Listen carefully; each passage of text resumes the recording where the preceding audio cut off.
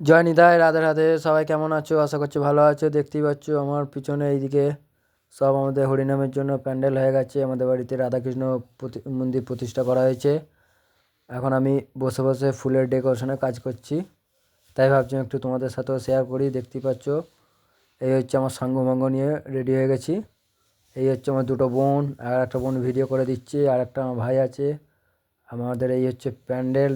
প্যান্ডেল যদি কেমন লাগছে একটু কমেন্ট করে জানাবেন। এই দেখুন মোটামুটি কাজ হয়ে গেছে। রাত্রে খালি আমরা লাগাবো, ব্যবস্থা করব ফুলগুলো।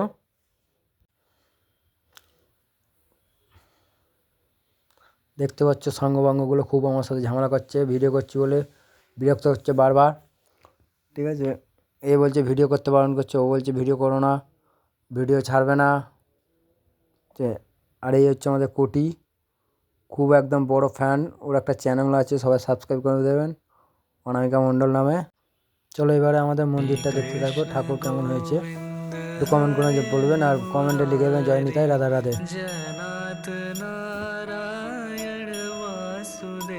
এই দেখুন আমাদের আবার রাত্রিরে কাজ শুরু হয়ে গেছে, ফুল ডেকোরেশন করা।